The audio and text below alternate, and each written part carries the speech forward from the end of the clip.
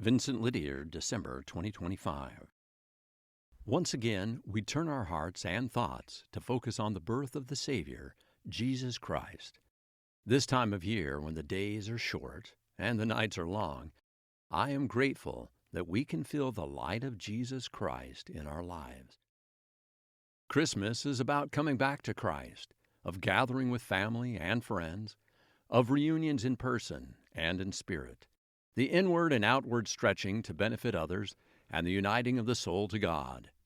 This is a time of year when we suspend our disbelief for just a moment. We think the best in others, we hope the best in ourselves, and allow ourselves to believe in miracles. It is a time of giving, when we reflect on the gifts Christ gave us and we give to others.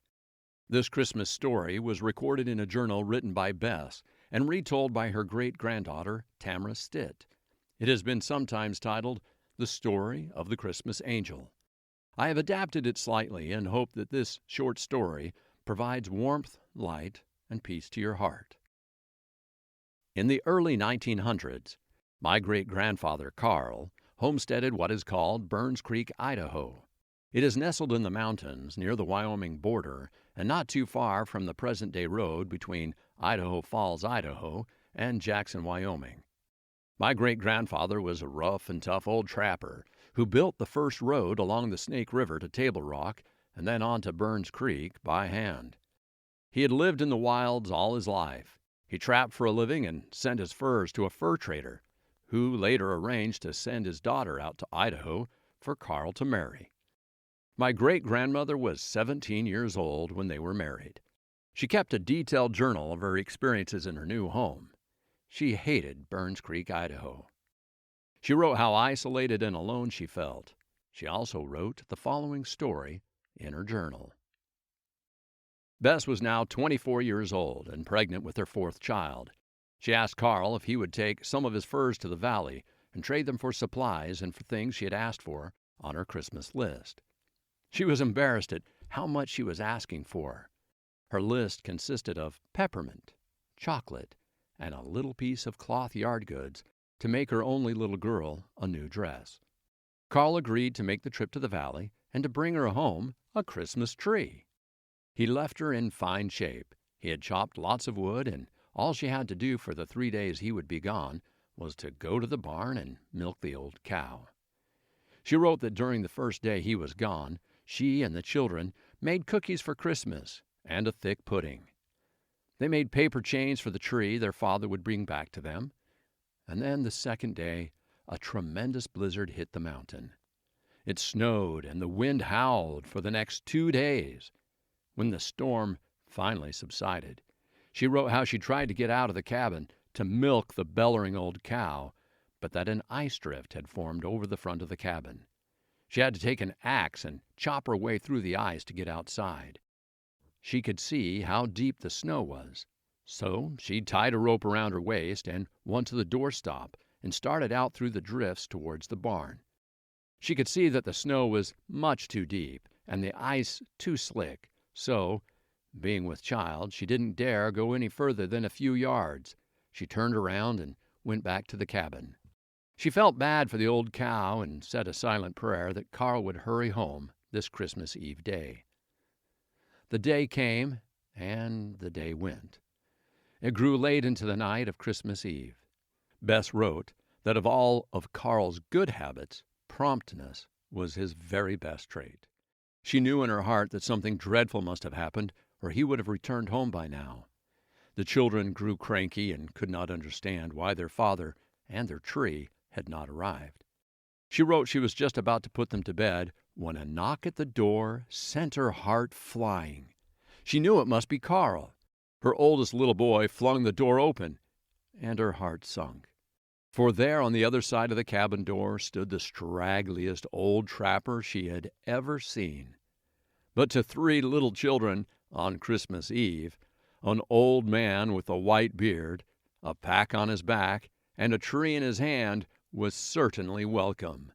They started to shout, "It's Santa! It's Santa!" The trapper must have sensed the fear in Bess, for he looked her directly in the eye and said, "Bess, Don't be afraid. Carl is at Table Rock in Spaulding's trapper's cabin with a lame horse. He couldn't make it out any further tonight, and I was on snowshoes checking my traps and agreed that as long as I was coming this way, I would bring you this pack and this tree, and he would be along in the morning. Bess invited him in and fed him hot stew. He put up the tree and helped the children hang their ornaments. Bess judged him to be a good man, as he could recite the story of the Nativity by heart. She put the children to bed. The old trapper brought in wood and milked the cow. She asked him if he would like to spend the night in the barn. He said that would be good. He told her he didn't have any family, and he had very much enjoyed spending this Christmas Eve with her children. She thanked him for his trouble and invited him to join them in the morning for Christmas breakfast. He seemed very happy. The trapper retired to the barn, and Bess sat down to look inside Carl's pack. Her heart soared. In the pack were peppermint, chocolate, and a beautiful piece of yard goods. Her Christmas would be perfect. She put the pack under the tree along with gifts Carl had made. Hand-carved horses and sleighs for the boys, and a dollhouse for her little girl. She went to bed feeling content, knowing Carl was safe and her Christmas was perfect. The morning came, and Bess was caught up in the children's excitement. It was late into the morning when she realized the old trapper had not joined them for Christmas breakfast. By this time, her little boy was shouting that he could see his father coming over the hill. They all met him at the door. The children were so excited to tell their father they had their very own Santa Claus in the barn. Carl looked perplexed and sent the children into the house. He looked at Bess and asked her who was in the barn. She quickly explained that it was just the old trapper he had sent with the tree and pack, that she had let him spend the night in the barn to repay him for his kindness. Carl looked so puzzled, and then he explained. He had never made it to the valley. He had made it as far as Table Rock when the storm hit. He went to the trapper's cabin to wait the storm out. When he was tying his horse by the river, he saw an old trapper fall through the mush ice. It took him and 2 other travelers to get him pulled out from under the ice. When they took him into the cabin, they knew he would never make it. So they wrapped him in a blanket and laid him by the fire.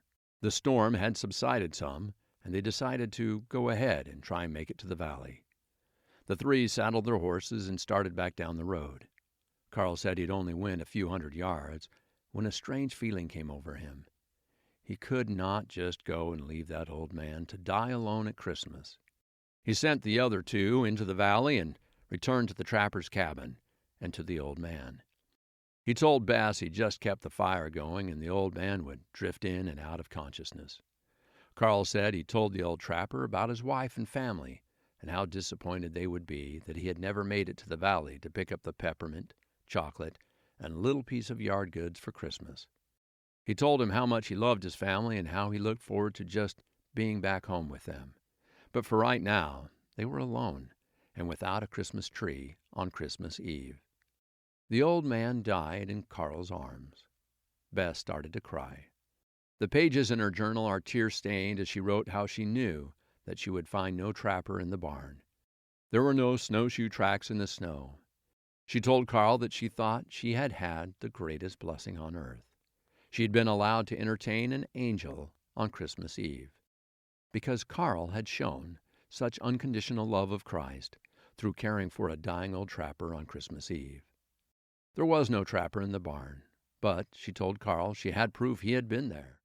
For in the cabin underneath the Christmas tree was the pack with peppermint, chocolate, and a little piece of yard goods.